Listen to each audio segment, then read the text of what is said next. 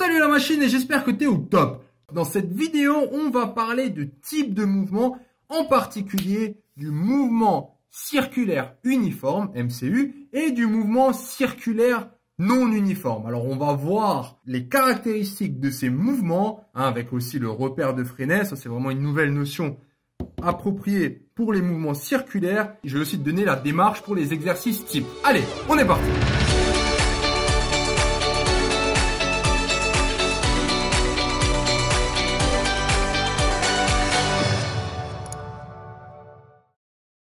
Les types de mouvements, partie numéro 2. Alors la première partie, c'était sur le mouvement rectiligne uniforme et uniformément varié. Encore une fois, qu'est-ce qui définit un mouvement? C'est à la fois sa trajectoire et sa vitesse. Alors, très important, pour observer une trajectoire et une vitesse, il faut toujours positionner un référentiel. Je vais t'expliquer la différence avec un repère tout de suite. Alors, maintenant, concernant les mouvements circulaires uniformes. Allez, imagine-toi un mouvement. Exactement, un beau petit drift. Alors, quand on fait un drift, ce qu'on a l'habitude de faire, il y a le début du drift, quand on accélère pour se mettre en position, et il y a la phase constante où tu as l'impression que ça tourne tout seul en fait. Tu as l'impression qu'il n'y a plus rien qui change, le gars il peut tourner à vie. Voilà. Alors, ces deux phases, on va les distinguer dans cette vidéo. Commençons par la plus simple, j'ai envie de dire, la constante. Quand tout est en route, la vitesse de croisière, on va dire. C'est ce qu'on appelle le mouvement circulaire, et il est uniforme. Alors, quelle est la particularité de ce mouvement? Regarde, là, j'ai ma bagnole. Elle est là, et elle tourne sur ce cercle. Très bien. Ça, c'est sa trajectoire, donc c'est des positions. On est d'accord? Le lien entre position et vitesse, on sait que c'est la dérivée. J'aime bien le rappeler ça, mais je ne peux pas non plus toujours le faire. On peut noter ça OG, parce que souvent on dit sur dt. Donc ça veut dire la dérivée de la position, ça va être V de t. Donc ça, on le sait. Et du coup, la dérivée, on sait qu'il y a la notion d'un vecteur tangent. Donc, en chaque point, donc ça, c'est la vitesse au point T1, la vitesse au point T2. Donc, ça, c'est vraiment deux moments différents. On a un vecteur qui va être, donc la vitesse, elle est tangente à la trajectoire. Donc, ça, c'est très important déjà. Ok, très bien. Et la particularité, attention maintenant, quand le mouvement est circulaire uniforme, c'est que, en fait, l'accélération, donc on a trajectoire, on a la vitesse et l'accélération en chaque point va être un vecteur qui va en direction du centre. Tu vois, ça va vers le centre. Donc vraiment, je peux prendre n'importe quel point là, il faut que je trace le rayon et je sais que l'accélération sera sur ce rayon. Or, vu que on a disons cette petite beauté que soit c'est tangentiel, soit c'est sur le rayon et du coup, ça veut dire qu'entre les deux, il y a un angle droit, parce que c'est la définition du truc. C'est vraiment la définition d'une tangente, c'est que ça doit être perpendiculaire au rayon. Alors là, on décide, c'est pas moi, d'installer le repère de Freinet. Alors ça, c'est un truc qui peut paraître complètement confus. Le repère de Freinet, en fait, ça va juste être un outil, quelque chose qu'on va utiliser pour pouvoir mieux s'orienter. Qu'est-ce que je veux dire par là? Je sais maintenant qu'en chaque point là, je sais que ma vitesse, elle est soit tangente, comme ça, et mon accélération, elle est vers l'intérieur. Et comme par hasard, en plus, il y a un angle droit, bref, tout se prête à poser un espèce de référentiel là-dedans, tu vois. Parce que ce sera beaucoup plus simple de se guider à partir de ça. Regarde maintenant, si mon 0, il est là, tu vois, décrire ce point, c'est compliqué. Il faut dire, oui, c'est là, et après, c'est là. Par contre, si je mets un espèce de repère ici, ben, je peux dire, ah tiens, ce point, tu vas selon cette direction et voilà, tu vas juste selon cette direction. Et l'accélération, c'est selon cette direction. Donc, c'est ça un peu l'idée du repère de Freinet. C'est qu'on va prendre deux nouvelles directions, UT, donc UT, ça va être ce qui est T comme tangentiel, et UN. Donc, N comme normal, c'est ce qui va vers dedans.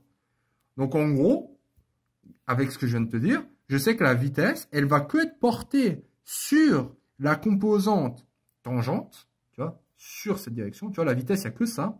Tu vois, il n'y a pas de UN là-dedans. Non, c'est juste ça. Et l'accélération, elle se repose entièrement sur la composante normale. Tu vois, elle est que là-dessus. Donc, elle est que selon cette direction. La vitesse, ben, je peux la noter V. Et l'accélération, dans ce cas-là, c'est V carré sur R. Avec R, justement, le rayon. Donc, très important. MCU, ce qu'il faut comprendre, c'est que toute l'accélération est portée sur le rayon et qu'en plus de ça, la valeur est égale à V carré sur R. Alors, une petite question que personne ne se pose vraiment, je pense. Quelle est la différence entre un référentiel et un repère? Alors, c'est vraiment tout con. Un repère, donc un référentiel, c'est ce qu'on a vu jusqu'à maintenant, hein, et un repère, c'est le repère de Freinet que je viens de t'introduire. En fait, ce qui va se passer, c'est ça, c'est pas un référentiel. Pourquoi? Parce qu'un référentiel, il y a aussi l'origine. T'es d'accord? Origine. L'origine, c'est-à-dire qu'il y a le 0. Mais maintenant, si je veux observer lui et que je mets mon repère sur lui, hein, qu'est-ce qui va se passer? Bah, tu auras l'impression que c'est immobile. Tu vois, si tu veux observer une voiture, la vitesse de la voiture, mais si toi, tu mets ton référentiel dans la voiture, ben, par rapport à ton référentiel, la voiture est immobile. Donc, ça n'a pas de sens de dire que ça, c'est un référentiel. Par contre, c'est un repère. En gros, c'est juste un outil qui va nous permettre de mieux nous orienter. Donc, juste que tu comprennes la distinction. Ok? Donc, voilà un petit résumé, hein, si tu veux voir. La vitesse selon UT, tangente, et l'accélération UN. Et cette accélération, c'est ce qu'on appelle, donc là, c'est le vecteur centripète. Voilà, le truc, il va vers le centre. Hein. Centre, il suit le rayon. Ok, maintenant, la MCNU, mouvement circulaire non uniforme. Donc là, la grande différence, c'est ça, le N comme non. Quelle est la différence? Alors, au niveau de la vitesse, c'est pareil, hein, ça sera encore sur la tangente. Par contre, attention, l'accélération, tu vois, regarde là j'ai mon centre. Est-ce que c'est cohérent par rapport à avant? Non, parce qu'il est censé être sur le rayon. Ah oui, donc c'est pas en direction du centre. Très important, ça va être la grande différence entre ces deux mouvements. Alors, c'est pas en direction du centre, par contre, hein, on sait que c'est toujours vers l'intérieur. Ça sera jamais un truc vers l'extérieur. Mais concrètement, c'est juste ça la grande différence. Donc maintenant, on ne sait pas que, tiens, l'accélération est égale à V carré sur R. Donc, ça, on ne sait pas. En tout cas, c'est pas vers le centre. C'est pas ça. Parce que c'est uniformément varié. Alors, quand est-ce que on sait que c'est uniformément varié? Ça veut juste dire qu'il faut qu'il y ait une vitesse qui soit non constante. Tu vois, parce que je te rappelle bien que dans ce cas, on a un circulaire uniforme. Hein, donc, l'accélération, elle est portée là-dessus. Et là, ce qui va se passer, en fait, c'est que on aura une composante de l'accélération. Elle sera là. C'est clair que, tu vois, il y aura une partie là. Mais il y aura aussi une partie selon la tangente. Donc, la variation se fera de manière non uniforme. Okay. Donc, ça, c'est ce qu'il faut retenir. Concernant les exercices types, alors c'est un peu comme le mouvement rectiligne uniforme et uniformément varié.